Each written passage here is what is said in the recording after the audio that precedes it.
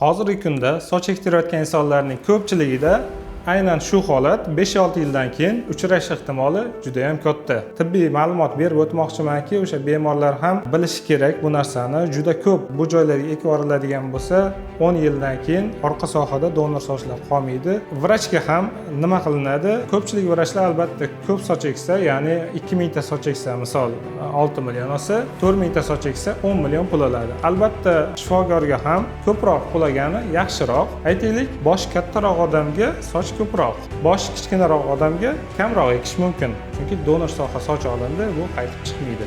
7-darajali soch to'kilishi bu o'sha mana shu sohadan boshlab o'rma sohadan 3-4 sm pastgacha to'kiladi. Lekin bitta etapda 7-darajali insonga bitta etapda 4000 ta bilan yoki 5000 ta bilan sizga zo'r soch chiqarib beraman deyish biroz noto'g'ri hisoblanadi. Operatsiya degani bu 6 soatdan 10-12 soatgacha davom etishi mumkin.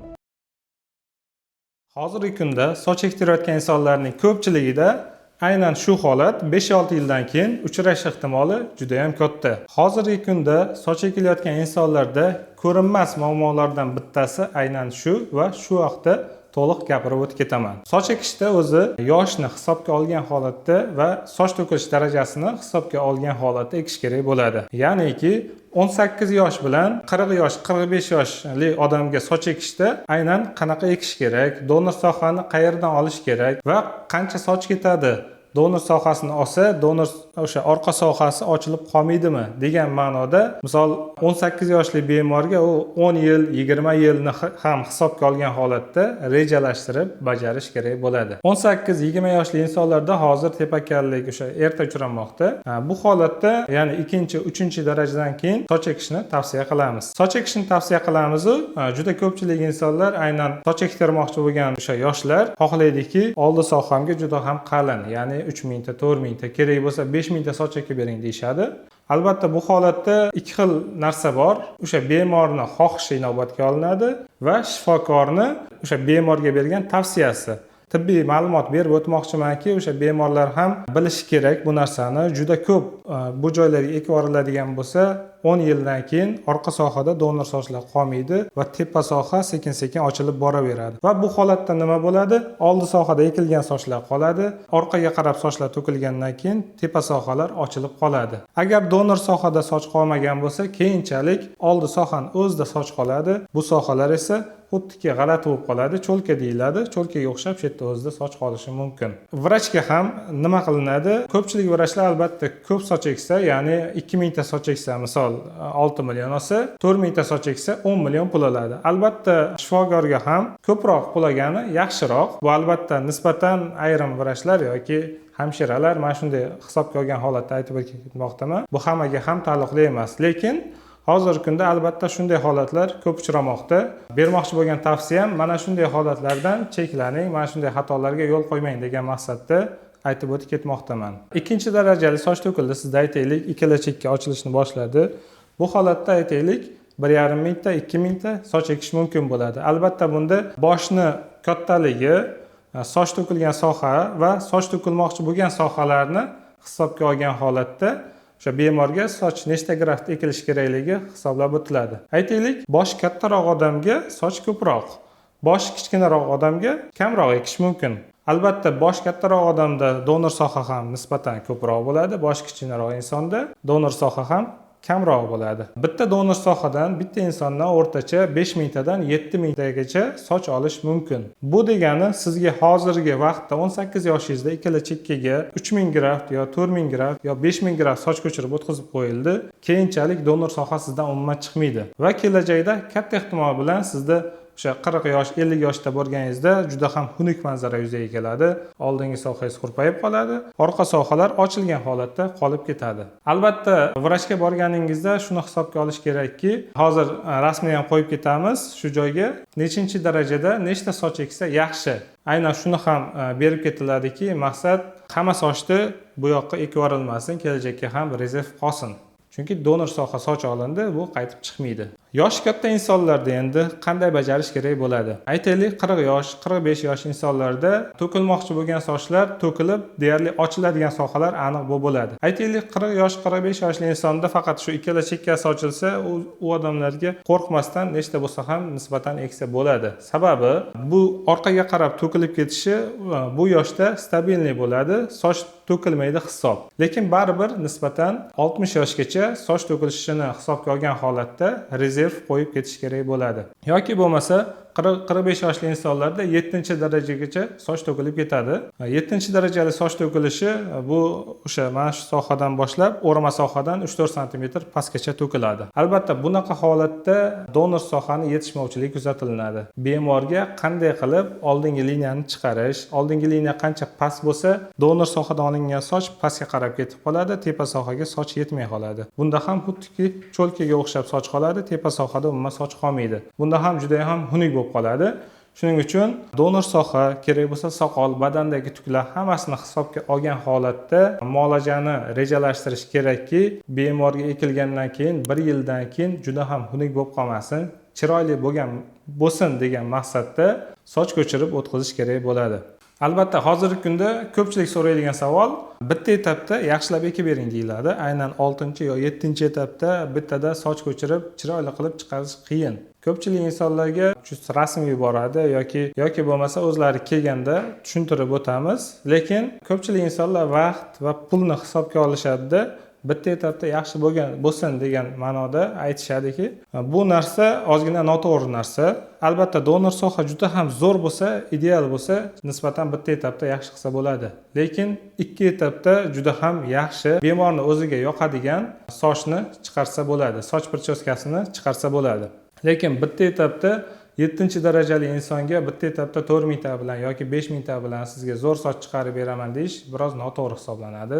2 etapda ekiladigan bo'lsa, aytaylik, 1 etapda bosh orqa sohasidan soch olib chiqilinadi, 3000 ta yoki 4000 gram soch olib chiqiladi va ekiladi. Ekilgandan keyin bemorda 6 oy, 1 yil ichida natija ko'rinadi. 6 oy, 1 yildan keyin yana orqa sohadan ma'lum bir miqdorda soch olinadi, soqoli bo'lsa soqoldan yoki ko'krak sohadan tuklarni olib, 2-etapda yana bir amaliyotni qo'llab oralariga yoki aynan o'rama sohaga soch ko'chirib o'tkazsa, keyingi 6 oy, 1 yillik ichida juda ham zo'r natija chiqarsa bo'ladi. Yana bitta gapirmoqchi bo'lgan narsam bu donor sohani olish. Endi donor sohani olishda albatta har xil oladigan o'zini instrumentlari bor. Panch deyiladi. Panchni ham hamma har xil razmerda ishlatadi. Panchni iloji boricha o'rta yoki kichkina panchda olgan yaxshi. Albatta yangi boshlaganlar ko'proq katta panchda oladi. Sababi katta panchda soch bo'lsa, turbachaga o'xshagan narsa, aytaylik, sochni atrofini bo'shatib berish kerak. Agar kichkina panch bo'ladigan bo'lsa, kirishda sochni kesib yuboradi va soch ildizi bilan chiqmaydi. Katta panch bilan olgan yaxshiki, mana bu sochni kesib yuborish ehtimoli kam bo'ladi. Shuning uchun opti kam odam katta panchda oladi, lekin u joylarda oq chandiqchalar qoladi, sochlari kam qoladi. Shuni hisobiga bemor donor orqa sohasi ochilib qolishi mumkin. Shifokorni tajribasi oshib borgani sari kichkina panchga o'tiladiki, kichkina panchda olinsa, aytaylik 3 ta soch turibdi, 3 ta sochdan 2 tasi olinadi, bittasi joyida qoladi. Bu degani donor sohada deyarli o'sha oq chandiq ham deyarli qolmaydi, chandiq qolmaydi. Ko'pchilik yoshi katta bo'lsa yoki yonlarini xuddiki kalta qilib, mana shunday prichoska qilib yurgisi keladi. Lekin katta panchda olinadigan bo'lsa, agar sochini kalta qilib olgizsa, bu sohalar juda ham ko'rinarli bo'lib qoladi va bemor butun umr sochini uzun qilib o'stirib yurish kerak bo'ladi. Shuning uchun iloji boricha kichkinaroq panchda donor sohani juda ham kal qilmaydigan holatda olgan yaxshiroq. Shu o'rinda yana bir ma'lumot berib o'tmoqchiman. Aytaylik, siz soch ektirmoqchisiz, uzoqdasiz, vrachdan qanday vrachga ko'rinishingiz kerak, qanday muolajaga yozilib kelishingiz kerak bo'ladi. Aytaylik, siz o'sha vrach bilan bog'lanasiz va Telegram orqali rasm yuborganda ham juda ham yaqin, juda ham uzoq emas, o'rtacha masofadan albatta rasmlar qo'yib beriladi. Qanaqa rasm yuborish kerakligi orqa sohadan va tepa sohadan rasmga olib yuboriladi va shifokor taxminan nechta ekilishi va taxminan umumiy qancha summa ketishini hisoblab beradi va ma'lum bir kunga reja qilib yozib qo'yiladi. yozib qo'yiladiki, siz o'sha kundan bir kun oldin kelib, yuqumli kasalliklarga analiz topshirishingiz kerak bo'ladi. Ya'ni sizda qo'shimcha kasalliklar bo'lsa, albatta ularni sinov tariqasida sizda operatsiya bo'ladi yoki qilib bo'ladi yoki qilib bo'lmaydi. Agar sizda yuqumli kasalliklar bo'lsa, boshqa odamga yuqib qolmasligi uchun o'sha ehtiyotini qilish kerak bo'ladi. Shuning uchun birinchi kuni analiz topshiriladi va o'sha belgilangan ikkinchi kuniga ertalabdan operatsiya boshlanadi. Operatsiya degani bu 6 soatdan 10-12 soatgacha davom etishi mumkin. Shu vaqt davomida siz narkozda bo'lmaysiz, faqatgina yotasiz. Yotasiz deganda ham 10 soat birda yotish degani emas. Mahalliy anesteziya qilinadi, ya'ni shu joyda o'zini og'riqsizlantirib qo'yiladi. Xuddi tishga ham ukol qilinadiki, shu joyda o'zi og'riqsiz bo'ladi, shifokor ishlayveradi.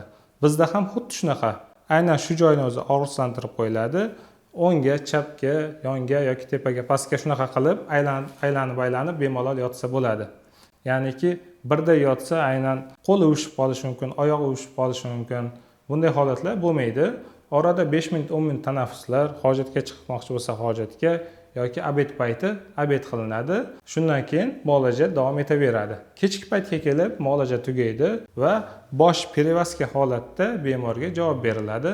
Albatta mehmonxonalar bor, mehmonxonaga joylashib, ertasiga bemalol shifokor ko'rigiga chiqiladi va shifokor ko'rigida boshni qanaqa yuvish kerak, qanaqa holatda o'sha saqlash kerak, qanaqa holatda yotish kerak, hammasi, qanaqa dorilar ichish kerak, bafurja tushuntirib beriladi, qanaqa muolajalarni bajarish kerak. Endi muolajaki tushuntirib beraman.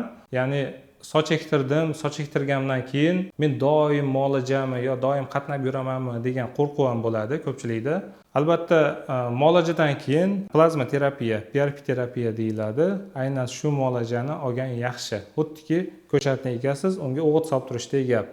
Ushbu muolajadan 10 kun orasida jami 3-4 marta olinadiki, yangi ekilgan sochlarga o'sha qon aylanishi yaxshi bo'lsin, oziqa yaxshi kelib tursin degan maqsadda qilib turiladi. Bu degani 10 kun oralab 4 marta qilinsa ham 40 kun vaqtingiz ketadi. Uni shu yerda yoki yashash joyingizda dermatologda olsangiz ham bo'ladi. Vrach bilan bir oyda bir bog'lanib, soch holatini rasmini yuborib tursangiz, bu yog'iga 6 oy, 1 yil ichida o'z sochlaringiz asta-sekin chiqib qarilashaveradi. Endi ba'zi holatlar bo'ladiki, soch chiqishi sekin bo'lsa, soch chiqishi yomon bo'lsa yoki boshda toshmalar bo'lsa, albatta vrach ko'rigiga kelib yoki onlayn rasmini yuborib ham qo'shimcha dorilarni olsangiz bo'ladi.